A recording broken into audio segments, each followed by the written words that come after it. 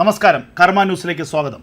വരുന്ന ലോക്സഭാ തെരഞ്ഞെടുപ്പിൽ BJPയുടെയും നരേന്ദ്രമോദിയുടെയും വമ്പിച്ച വിജയം പ്രവചിച്ചിരിക്കുകയാണ് പ്രശസ്ത അമേരിക്കൻ പൊളിറ്റിക്കൽ സയൻറ്റിസ്റ്റായ ഇയാൻ ബ്രമ്മർ.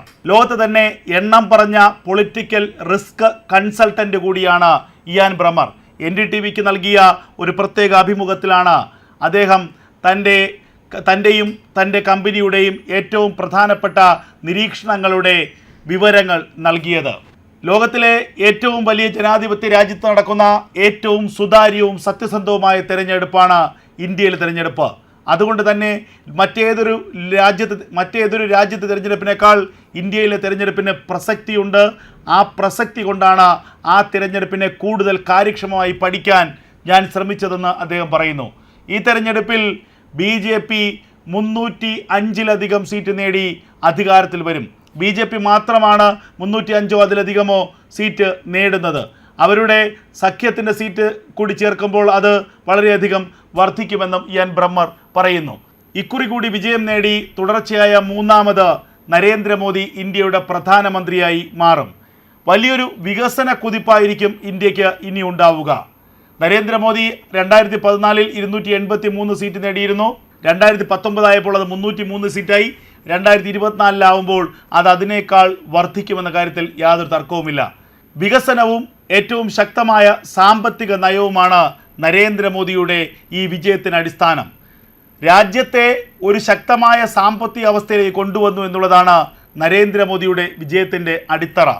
ആ ശക്തമായ സാമ്പത്തിക അടിത്തറ ഉണ്ടാക്കിയതിലൂടെ ഇന്ത്യ കരുത്തുറ്റ രാജ്യമായി മാറി. ഇതിനു മുൻപും ഇന്ത്യയിൽ ഭരണാധികാരികൾ ഉണ്ടായിരുന്നു. പതിറ്റാണ്ടുകൾ ഇന്ത്യ ദയനീയമായ സാമ്പത്തിക അവസ്ഥയിലായിരുന്നു. സാമ്പത്തിക പരിഷ്കരണങ്ങളൊന്നും ഉണ്ടായില്ല, പുതിയ കാഴ്ചപ്പാടുകളുണ്ടായില്ല, വികസനമുണ്ടായില്ല. അങ്ങനെ ഇന്ത്യ ശക്തമായ റിസോഴ്സ് ഉണ്ടായിരുന്നിട്ടും ശക്തമായ അടിസ്ഥാന സൗകര്യങ്ങൾ ഉണ്ടായിരുന്നിട്ടും ഇന്ത്യക്ക് വളരാൻ കഴിഞ്ഞില്ല എന്നുള്ളതാണ് ഇന്ത്യയുടെ ചരിത്രം. ആ ചരിത്രത്തിൽ നിന്ന് മാറി ഇന്ത്യക്ക് പുതിയ ദിശാബോധം നൽകുകയായിരുന്നു നരേന്ദ്രമോദി ചെയ്തതെന്ന് ഇയാൻ ബ്രമ്മർ പറയുന്നു. അതിലൂടെയാണ് ഇന്ത്യയെ ഒരു വലിയ വികസന കുതിപ്പിലേക്ക് കൊണ്ടുപോകാൻ നരേന്ദ്രമോദിക്ക് കഴിഞ്ഞത്. നിലവിൽ ഇന്ത്യ ലോകത്തെ സാമ്പത്തിക ശക്തികളിൽ 5-ാം സ്ഥാനത്താണ്. നരേന്ദ്രമോദി അധികാരത്തിലേക്ക് എത്തുമ്പോൾ അത് 11-ാം സ്ഥാനത്തായിരുന്നു. കഴിഞ്ഞ 10 വർഷം കൊണ്ട് 6 സ്ഥാനങ്ങൾ മെച്ചപ്പെടുത്തി ഇന്ത്യ 5-ാം സ്ഥാനത്തേക്ക് എത്തി. അടുത്ത വർഷം നരേന്ദ്രമോദി ഇന്ത്യയുടെ പ്രധാനമന്ത്രിയായിരിക്കുകയാണെങ്കിൽ ഇന്ത്യ 4-ാം സ്ഥാനത്തേക്ക് എത്തും. 2028 ആകുമ്പോഴേക്കും ഇന്ത്യ ലോകത്തെ സാമ്പത്തിക ശക്തികളിൽ 3-ാമതാകും. അങ്ങനെ ഇന്ത്യ വികസന കുതിപ്പിൽ സമാനതകളില്ലാത്ത മുന്നേറ്റം നടത്തുമെന്നും ഇയാൻ ബ്രമ്മർ തൻ്റെ അഭിമുഖത്തിൽ വ്യക്തമാക്കുന്നു. ഇതിനൊക്കെ കരുത്താകുന്നത് അദ്ദേഹത്തിൻ്റെ ദീർഘവീക്ഷണമാണ്, അദ്ദേഹത്തിൻ്റെ ലോകരാജ്യങ്ങളുമായുള്ള സൗഹൃദമാണ്, നയതന്ത്ര കാര്യത്തിൽ അദ്ദേഹം നടത്തിയ ഇടപെടലുകൾ, ലോകരാജ്യങ്ങളുമായുള്ള നയതന്ത്ര ബന്ധം, ഇതൊക്കെയാണ് അദ്ദേഹത്തിന് കരുത്താകുന്നത്. ആ കരുത്ത് അദ്ദേഹത്തിൻ്റെ രാജ്യത്തെ സമ്പദ് വ്യവസ്ഥയെ വലിയ തോതിൽ ഉത്തേജിപ്പിക്കുന്നു. കനത്ത അടിത്തറയുള്ള സമ്പദ് വ്യവസ്ഥയുള്ള രാജ്യം സാമ്പത്തികമായി ഉയരുന്നു. അവിടെ വ്യാവസായിക വിപ്ലവങ്ങൾ ഉണ്ടാകുന്നു. അങ്ങനെ വ്യവസായങ്ങൾ കുന്നുകൂടുമ്പോൾ ആ രാജ്യത്തിൻ്റെ വളർച്ച അതിവേഗം മുന്നോട്ട് പോകുന്നു. ആ രാജ്യത്തെ മറ്റു രാജ്യങ്ങൾ ബഹുമാനിക്കുന്നു.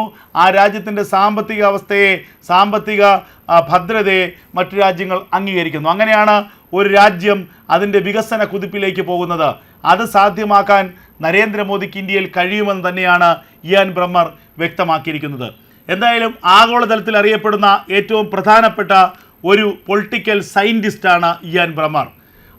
അദ്ദേഹം അമേരിക്കക്കാരനാണ്. അതുമാത്രവുമല്ല, അറിയപ്പെടുന്ന പൊളിറ്റിക്കൽ റിസ്ക് കൺസൾട്ടൻ്റ് കൂടിയാണ്. ലോകരാജ്യങ്ങളിലെ പല രാഷ്ട്രീയ നേതാക്കന്മാരും പല രാജ്യത്തലവന്മാരും അടക്കം അദ്ദേഹത്തിൻ്റെ സേവനങ്ങൾ തേടാറുണ്ട്, അദ്ദേഹത്തിൻ്റെ സഹകരണം പ്രതീക്ഷിക്കുന്നുണ്ട്, സഹകരണം തേടാറുണ്ട്.